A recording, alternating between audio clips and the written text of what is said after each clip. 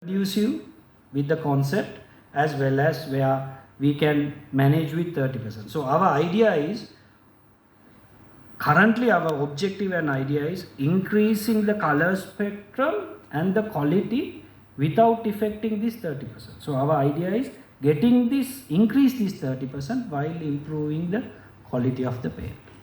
Hope I answered your question. Sorry? Chloride content. Chloride content, it's very similar to what we have in the normal paint. I don't exactly have the technical data on the chloride content. If you want, I will get you the technical spec. Yeah.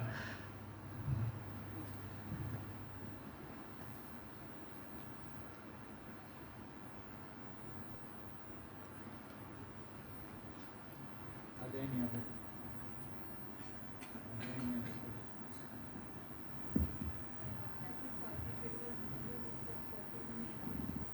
Sorry?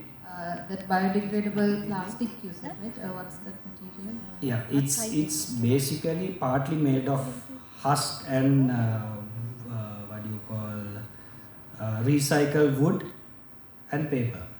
And as how, I know. How long would it take to does it have to come into contact with soil or anything to come into contact with soil to degrade, or would it naturally? Yes, so if the biodegradability data is it's much more than plastic, right? So it has to come contact with soil, true, but it's not recycled. Now if you take a plastic, it's recycled, right? So now once it is used with the wet condition, because paint condition, it will degrade.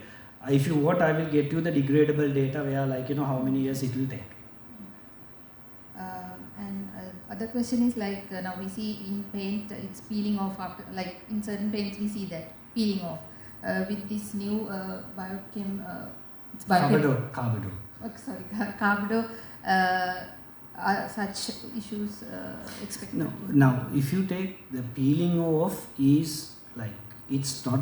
It can be due to various reasons. Now, if you take a failing of a paint or a coating system, mainly because of the application methodology or the product itself. So we as the paint manufacturer, we know if a paint is failing, it is 50-50.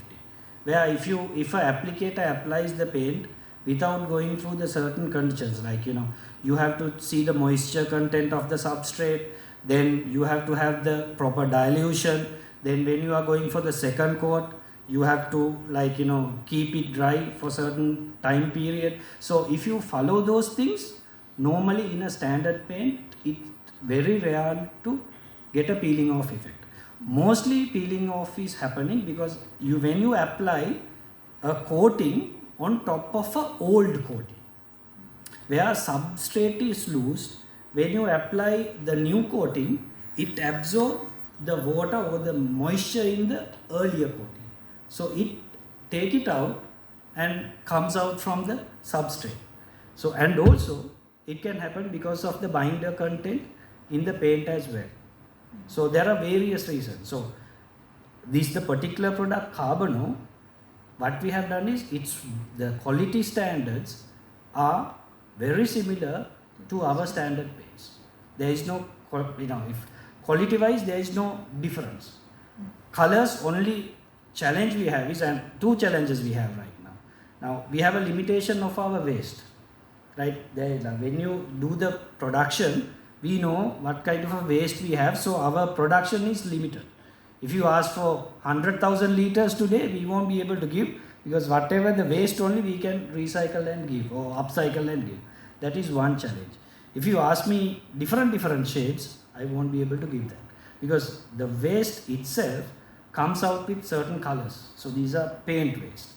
So then converting it to different shades is a challenge, because if you need a blue color, if my waste is gray, convert it to blue, the shade you want, I have to add some more the pigments, the shaders, or the binders, the titanium, which will not have the parameters what we are looking at, that 30% emission saving.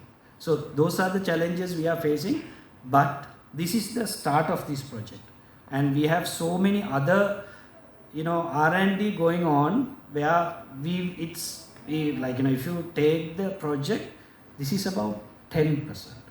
So there is another 90% happening where I can't, openly expose it, because it will be a huge support to the environment, and we are working with the Environment Ministry also.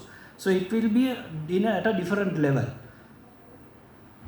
And the price premium, difference between the standard and per litre? At the moment, we are keeping at the same level, but the issue is we are yet to put it to the retail market, because we are basically supporting the institutions and the organizations who are working on sustainable initiatives. So what will happen is, if a company is using 100 liters of paints, if they use this, so their carbon footprint will come down, or the calculation will support by 30% by using this product. So as at now, we are only focusing on these sectors, and maybe another, as I said, 10%. When we get the balance 90%, yes, we will be in the market. Thank you. How about the color degradation? Or that means photo degradation once we apply color? Now those parameters we have already checked. So that's why I told, we are only going with earth colors. So with the because we wanted to have the same parameters what we have in the normal paint, normal Robielac emulsion, and the Carbon emulsion will have the same parameters.